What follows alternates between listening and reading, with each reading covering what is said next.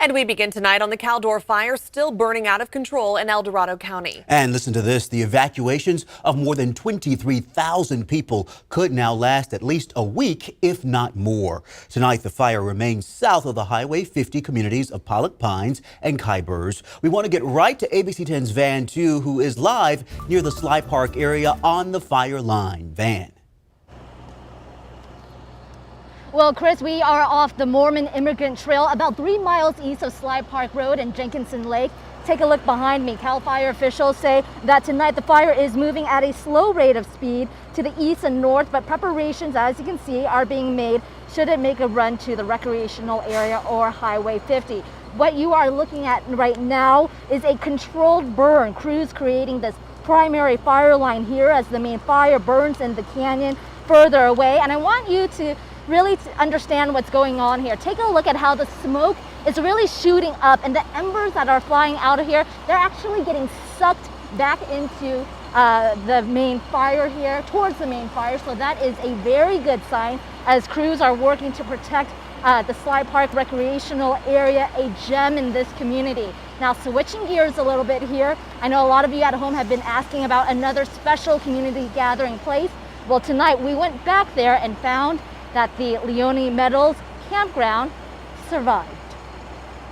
The Caldor Fire ripped through Leone Meadows Camp Tuesday morning just outside Grizzly Flats. I really thought I would have nothing left when I got back. 2 days after narrowly escaping death, Executive Director Craig Heinrich is in awe the beloved camp is mostly still standing. The big stuff, the stuff we couldn't have replaced, is still here. And we're excited about that. It's just amazing. 16 cabins in the main office survived the big loss, its nature center, and some cabins and residences. Heinrich says he has Cal Fire to thank. It was out of control. I left just about the time they came in, and there were flames 100 feet plus in the air. They came in and they dug in and they saved us. As the community faces devastation and a long road ahead rebuilding, Heinrich says there's hope. Goodness, am I happy to be here. Yeah, and happy to have camp back. I can't wait to see the little kids coming back, screaming and yelling, hollering, jumping around. Memories will be made at Leone again.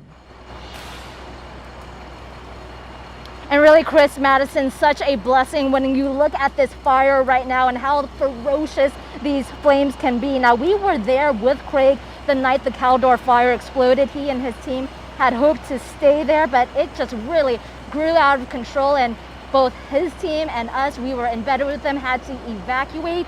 So really, their saving grace really was that they had an exit strategy, and really such a blessing for them to come back a couple of days later to see some of those major buildings still standing. Wow. Van, our firefighters are incredible for saving Leone Meadows, and also the work happening right behind you to prevent this fire from spreading even further tonight. Van, thank you. Want to show you some new video as firefighters cut down trees to build a fire line in Omo Ranch. Cal Fire says this fire has now burned more than 68,000 acres. At least 104 structures have been destroyed. And people have been asking tonight. Amador County officials confirm all of these evacuation warnings you see in yellow remain in place, even though the Caldor Fire has not crossed over into Amador County. For a full list of evacuations, head to abc10.com, or you can scan that QR code at the bottom of your screen. Well, now to the Dixie Fire. Tonight, at least 13 firefighters have tested positive for COVID-19 at the Susanville Base Camp, and Cal Fire is reporting some firefighters have been injured. We are told a fire captain and 3 firefighters were hurt when a tree fell just north of Chester. Just look at these conditions. The captain is now in the hospital with broken bones and much more. And the Dixie Fire has reached 5 counties now. Firefighters tell us it has edged into the southeast corner of Shasta County. A large part of the Lassen Volcanic National Park has also burned. And the Dixie Fire, the biggest single origin fire in California history, has now nearing 700,000 acres. It's 35% contained, more than 1,200 homes and businesses have been destroyed. 16,000 homes are still threatened. This fire started July 13th and might have been sparked by PG&E equipment. We have been hearing from Dixie Fire evacuees today, some of them in Greenville, now suffering from survivor's guilt. All of my friends are suffering. All of my friends are suffering. You know, they've lost everything. It's so heartbreaking. The community of Greenville was leveled earlier this month. As the recovery process begins, more communities are still under threat. And so Chief Meteorologist Monica Woods is tracking the latest fire conditions tonight, Monica. And really, the Dixie Fire has seen a lot more hotspots for today than, say, the Caldor Fire. You can see a number of those red dots there indicating within the last 12 hours we have seen some hotspots in and around the Dixie Fire with the start of that fire way down here to the south. Erratic winds have been really the case in and around the fire, and on those fire lines, those winds can be 10 times stronger than, say, just outside the perimeter. Now compare that to the Caldor Fire, where we see generally within the last 24 to 48 hours a lot of growth, but not as much for today. However, on the fire lines, firefighters have been saying there are some hot spots, especially in the canyons, which are really tough to get to.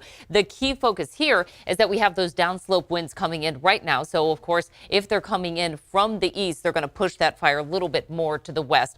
All in all, we're going to get all this smoke coming into the valley. With those east winds, that's going to push the Caldor smoke into the valley. And then from the Dixie Fire, we have the smoke that's been filling our skies throughout the course of last night and into today. A light southwest wind right now picking up near Fairfield, but then it pretty much shuts down once it gets to the valley. With those light winds, we're not going to see a whole lot clearing out for tonight. We did see a little bit better conditions, though, than, say, at 6 o'clock tonight when things were looking unhealthy. Now we're starting to see just a little bit better air throughout the valley, but it's still sticking in thick throughout most of the foothills. Here's a look at our timeline for tonight. We'll see clearing skies, a little bit of haze as we start off tomorrow morning, lows in the 50s with more smoke coming back into the forecast.